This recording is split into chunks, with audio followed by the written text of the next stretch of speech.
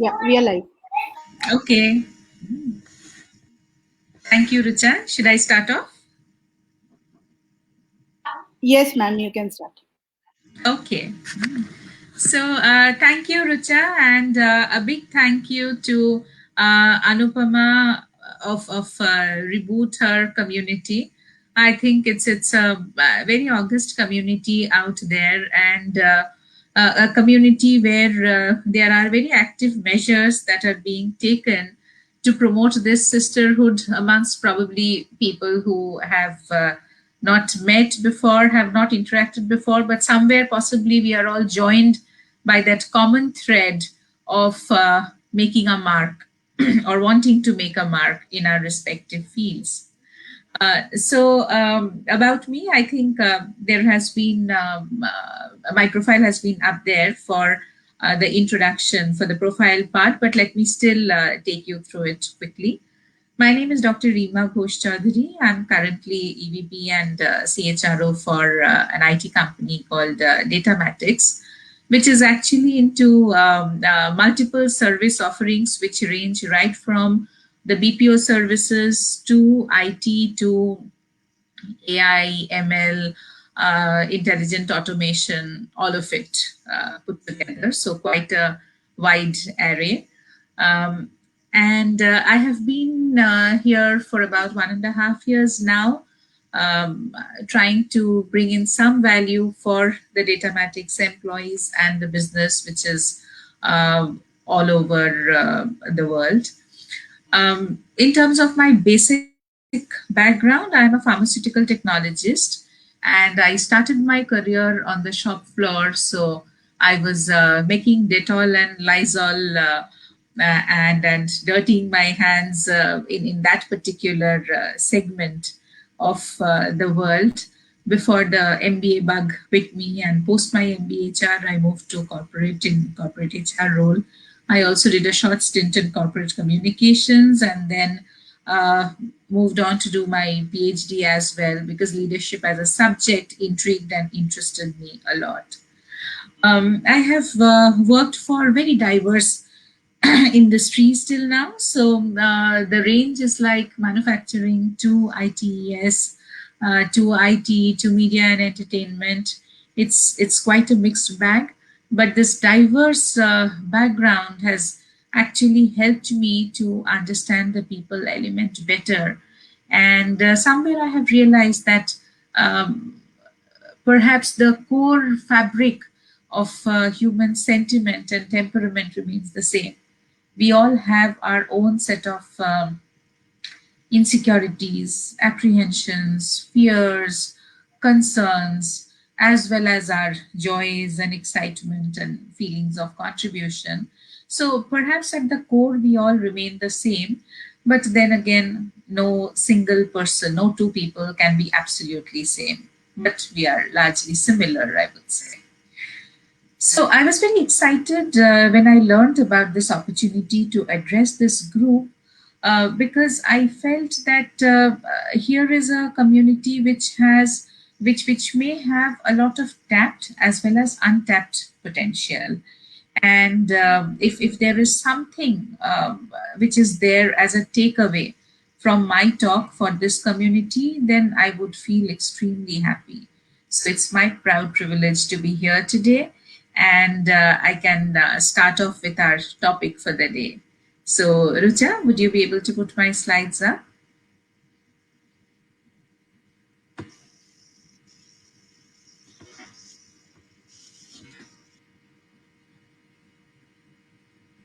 Let me know if the slide is visible. Yes, we can see the slides. Okay, great.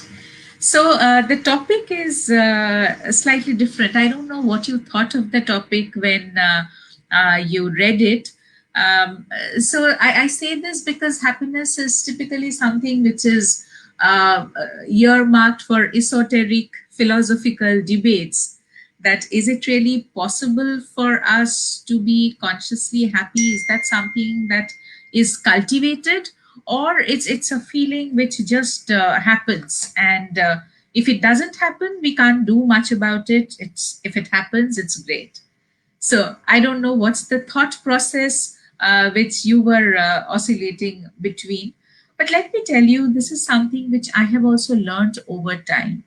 So from a time when I would feel that, okay, if I'm doing things that I love, I would feel happy. And if I'm not doing that, I would not be happy. So from that simple line to a stage where I feel that, yes, I can consciously try to be a happier being, it's been quite a journey.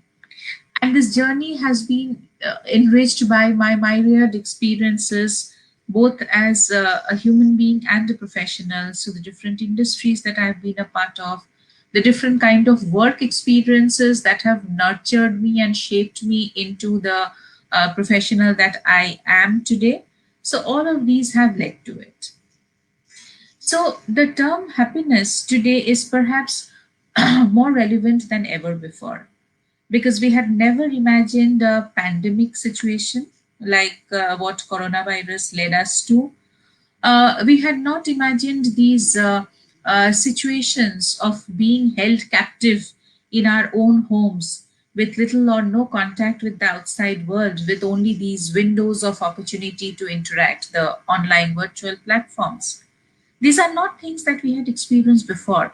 And because of this, it has led to a wide range of emotions amongst us, and the feelings of a bit of ill health, emotional unease, mental unease.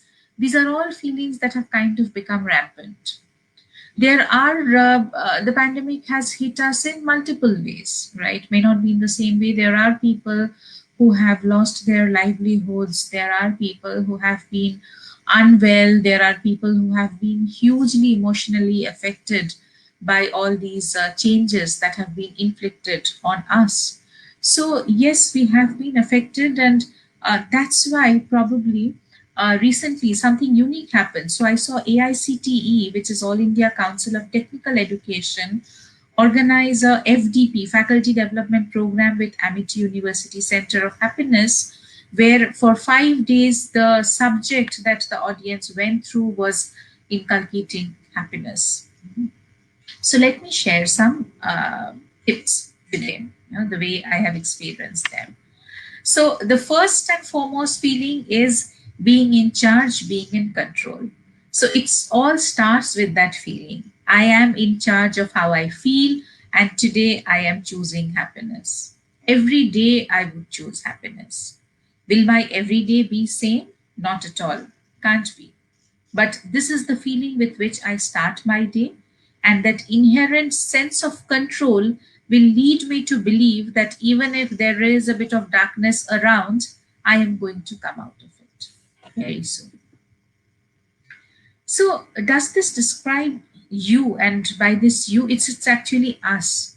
Do we sometimes feel that there is this burden that we are carrying with us, something which is weighing us down, something which is really, really demoralizing us, frustrating us? We do go through these feelings, right? At least I have gone through those. And during those times, there have been a bit of self introspection as well. That what is leading me to it? Could I have handled my situation a little better? And after those situations have kind of become a thing of the past, I have again introspected that, what led me to come out of it? What was it? Did I do something differently? Was there a support system around me which helped me to do this? So I would now bring in the concept of energy. So they say that if we do things that we love, we feel happy, right? But do we have so much of time to do things that we feel happy about? Because there are so many pressures, there are so many things that which need urgent attention, and they pull us in all possible directions. So we don't really have all the time in the world. End of the day, there's only 24 hours. But energy is infinite. So the concept of energy is unique in the sense that if we are able to have all the four quadrants of life fully balanced, that unleashes a lot of energy amongst us, in us. And that energy can help us do multiple things that we love, which can bring in that happiness. So, somewhere there is a premise that I'm talking about. There are four energy quadrants of life. We need to be able to balance those well, align those well. If we are able to do that, we have more energy. More energy enables us to do a lot of things within the same possible time frame, which in turn can give us happiness. So I would want to refer to a book called The Powerful Engagement here. It's written by Jim Lohr and Tony Schwartz. I think that's the name of the authors, and you can check it out. So it talks about some very doable things. It's just that before I read that book, I wasn't really aware of the potential of a lot of things that are around us. So this is a learning that I had when I was sent by Sony Pictures to UK to learn this project, to learn this energy project, and come back and propagate the learnings amongst my colleagues so that we can have a overall happier ecosystem. So it talks about four quadrants. I'll start with the physical quadrant. Now, physical quadrant is all about the movement, the movement, the pattern of change. So, even if we look at Newton's law of motion, so every body continues in its state of rest or uniform motion unless compelled by some external impressed force to act otherwise. So we continue to move on in the same state, but that pattern needs to be broken from time to time. So Energy Project says we are oscillatory human beings in an oscillatory universe. So, like I said, the rhythm has to be broken. So, after every 90 to 120 minutes, it's important to do a physical renewal. Change the state that we are in. If we are sitting, we move around, we eat something, or we drink water, or we get some fresh air or sunlight, or maybe take a few deep breaths, talk to someone that we like talking to, playing with the kid a little bit, but some break after every 90 to 120 minutes. So they say that it's important because there is always a time between points. So somewhere the concept of a sprinter and a marathoner will help us to understand this better. So they say that life as a sprinter is something that we should aim for, not as a marathoner. Why? Because as a sprinter from point A to point B, we are giving our complete being. We are completely focused on that stretch and trying to do the job or trying to reach our goal. But once we reach there, we take a pause. It's like a pit stop. We take a pause, we renew ourselves, we do things that we like, and again go back to the life of a sprinter. As against that, marathoner knows that it's a long stretch and he or she has to continue running. So it's all about that mindset. A sprinter mindset helps us to understand that we can have these spurts of productivity, finish the work, and take a complete pause, and then again go back to the next task. So even sleeping with a certain pattern helps us. There are times when we find it difficult to sleep at night because there are work related matters which are constantly bothering us. Even at night, we are thinking, how do I start my day? These multiple emails that have to be addressed, or there are these, 10 consultants I have to send my CV to, possibly for a new job. So, depending on which stage of life we are, or which situation of life we have these n number of things that bother us when we try to sleep. But they say at least 1 hour before sleeping, you should try to be away from all distractions. Maybe play some soft music of your liking. And in case there are these pressing work needs that come up, or things to do, jot them down. Either on a piece of paper, a diary that you may keep on the side table, and you put it down, and you know that okay, tomorrow morning there is something to remind me of what to do. Nutrition. So there is always that tussle between what is right to eat and what is good to eat. There is always that tussle. I face it so many times. So my philosophy, and it does help me. It's not always right to say a no to a McDonald's just because it is unhealthy.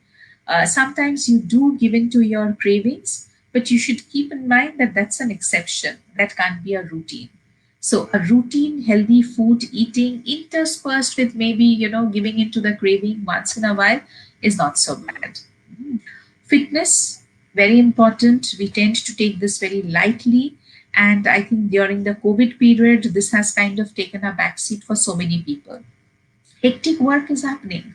There are still women who are slogging it out, be at home because the number of maids or maybe help from the household help has been less because we were trying not to get outsiders into the home, and the gym routine, the regular patterns of movement, they have been compromised to a great extent. But being fit is a very important aspect of feeling well. So, when it comes to the physical energy quadrants, it's important to build some rituals. If we can build some rituals, so out of the different things that I spoke of, which is stepping out after 90 to 120 minutes to do something, or maybe right eating, or the right kind of nutrition, the sleep pattern, and taking breaks, all of it. So, out of all of these things, we can maybe target one or two behaviors, but something which we stick to and we know it's possible to stick to. So, sometimes we can, even small successes help. If we have been able to go through a day where we have had 8 to 10 glasses of water, because they say that's ideal. If being able to achieve that, if there's been a day free of junk food, that in itself makes you feel good. So incremental success is important for the right kind of physical energy. It does unleash a lot of energy in us, the right kind of food and nutrition and sleep and all of that. We also see that it's good to share your commitment with someone, maybe somebody who helps you and tells you, hey, did you practice it the other day? So being held accountable helps. So basically, it's about taking a leap of faith. So I now move on to the emotional renewal part, which is all about appreciation. We must learn to appreciate the good things in life, to appreciate the people in life. So, how many times have we actually gone back to the person we love? It could be our spouse, partner, friend, mother, father, and say that, hey, I really appreciate the role that you played in my life. So, we hardly do that. After I lost my mom at a young age, later I realized there were so many things I wanted to tell her, that I appreciate her for what she is. But I never thought of telling her, and the moment was gone. She was gone before I knew it. So, finding that right time to appreciate the people around us, to feel good about what is going right is important, because we are always so consumed about what is going wrong, be it at work, be it with relationships, that we lose sight of what is right. And also separating the facts from stories. So sometimes the facts could be good. The fact could be that I may not be having a great day at work on any particular day, but when I go back home, I have a home full of good relationships to renew me. So that's a fact. But the story that we might like to tell us could be that, my world sucks, there's nothing that's going right. And remember, the stories that we tell ourselves about ourselves are very powerful. So we must learn to separate the facts and the stories. For every negative thing that goes on, there is always a couple of very positive things also that are going right. We must learn to know them. So the third part is about mental energy. So we talk so much about multitasking, right? And I know all women are multitaskers. Some men also are, but in general, I have seen women are big multitaskers. They can juggle multiple stuff all at the same time without that feeling of getting hassled. Now, constantly trying to balance so many things can actually lead to a dearth of concentration. So I will refer to this You can see it on screen, but I'll refer to the last line by Linda Stone of Microsoft. To be busy and connected is to feel alive. But the consequence is we are overstimulated, overwhelmed, unfulfilled. So, lot of our days actually spent in continuous partial attention. We are in it and then we are not fully into it. So, this kind of thing actually creates a lot of pressure on the mind. So, we must know when to juggle between activity and productivity, where I again link back to the concept of physical renewals, that there have to be productivity periods, we take a break, and then we move on to another productivity period, and not just keep doing one activity after another.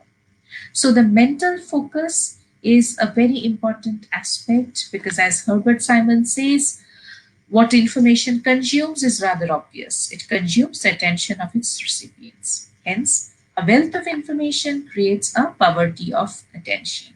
So sometimes the ultimate challenge is also to do one thing at a time. For example, when we are thinking about the emotional renewal, which is appreciating what we have, maybe when we are trying to jot down in our mind what all are the good things that are working in my favor and the things which are not so good will also fall in place, maybe that time also we are thinking of some other pressures which is preventing our thought process of feeling good. So, doing one thing at a time is also a skill that we need to learn. And what helps us in that is the power of meditation. I think a lot of us do it, but we don't do it enough. We don't do it at the right time in the right way. So, meditation increases focus and concentration, accuracy of task, and it gives us a greater ability to prioritize. I would really urge all of you, maybe some time of the day, morning, evening, night, whatever time suits you, depending on your schedule. Don't push yourself, don't pressurize yourself, even for this task that no, I have to meditate. Let it flow in slowly, softly. Let your body feel the need and mind feel the need to get into a bit of a meditation mode, at least for some time during the day, maybe a simple 10 minutes. So, meditation has huge power to increase our mental focus. Now, when we do all these things, not that we are actively pursuing happiness, sometimes we feel a sense of calm, a sense of gratitude, a sense of peace. But why happiness doesn't come easy is because there is a constant conflict that goes on between two kinds of emotions.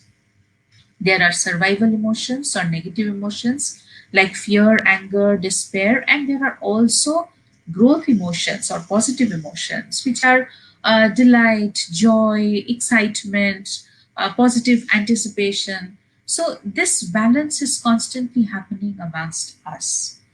But if we try to skew ourselves and our mindset towards the growth phase than the survival phase, possibly that helps us.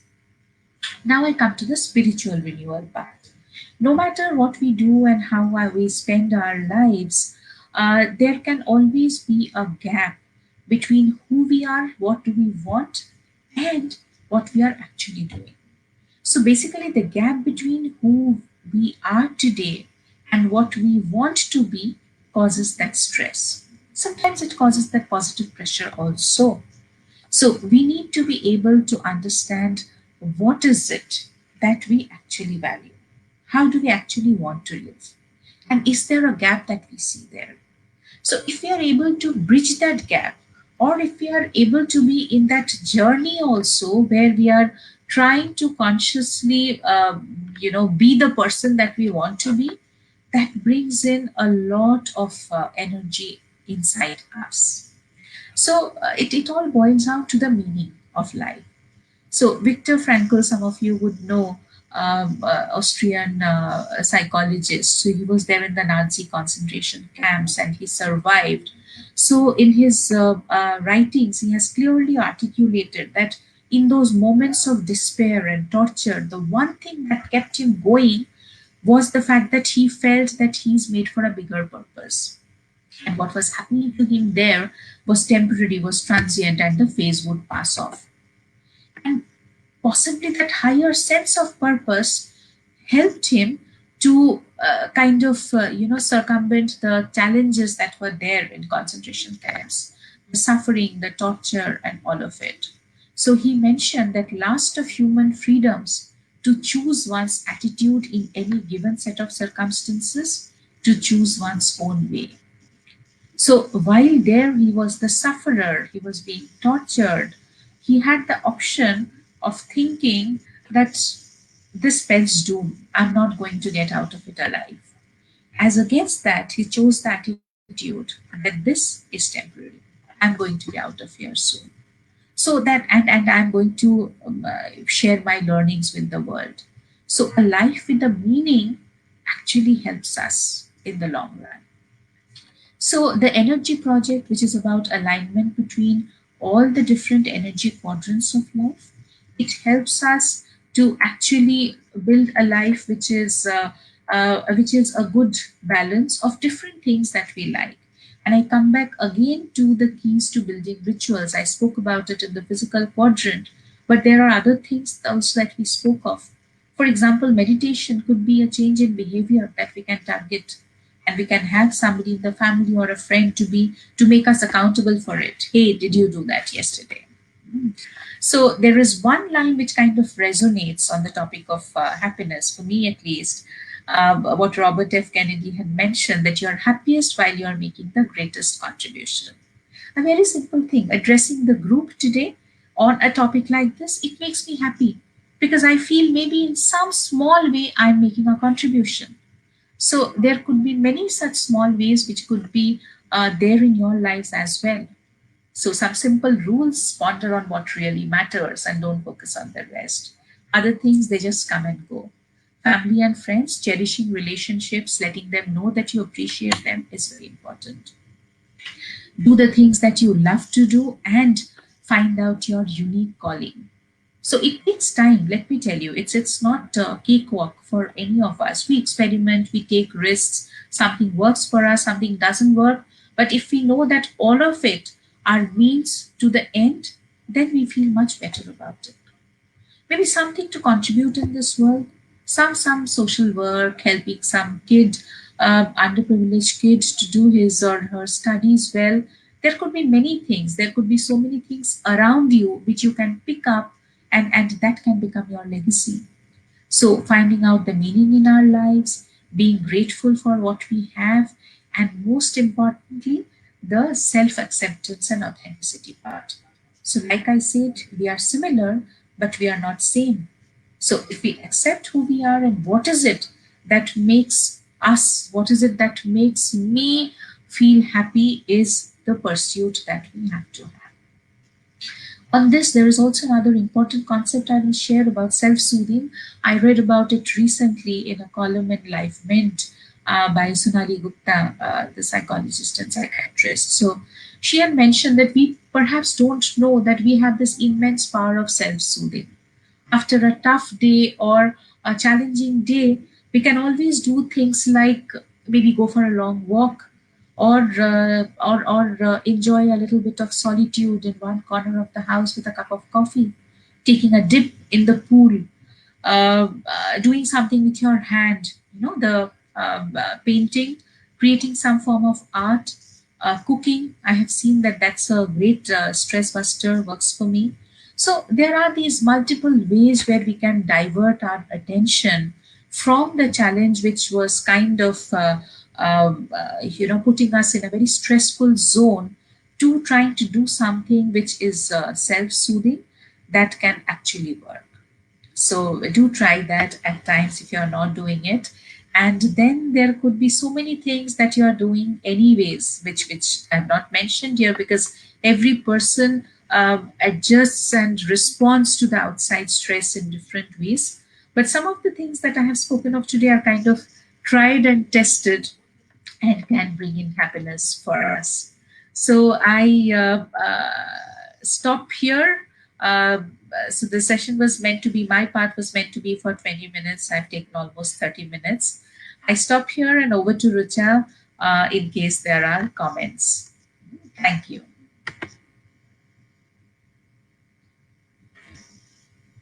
We have some comments. I'll just post them here. Okay, so I see Gitu Berry on the screen. I see her profile picture and I see her comment. Happiness is a decision. Absolutely. The first line that I started with. I am in charge of the situation. I am in charge of myself, and I choose happiness. So yes, that's a decision. Yes, Anupama, our day is filled with partially attentive tasks, and I'll give you an example here. For example, the office emails, right? Those of us who attend to office emails, so we know that there is a designated time for that. But the fact is, even when we are doing something else, let's say I'm doing some household chore, and let's say I'm organizing my cupboard, and while I'm doing that, I still have that urge. I may have that urge to just check my phone once, that let me see if there's a response to the last mail that I had sent, or a sound of a ping, and I tend to see what it's all about. Now perhaps that's not important. We could have designated time and designated focus, but we don't do that. We are constantly in that state of partial attention, and we have to come out of that. I think the world has made multitasking to be a super sought after attribute. It is to a great extent, but I want everybody to know that it may lead us to this continuous partial attention, which could be detrimental for our health. Thank you, Reboot Network. Happy to know that this is useful and pertinent. Thank you, Rima ma'am. I think that's it. We have that many comments. Few more are there. Okay. So, anyways, I want to let the community know I am on LinkedIn, and we can always connect there. Um, Not that I'm always able to respond to the messages on time. It takes time, but at least we can get connected. And in case there is something which needs an immediate addressal, somebody is looking for some kind of help or support, at least I will try to be available. We can get connected. Thank you. Thank you, ma'am. Okay. Hi, Richard.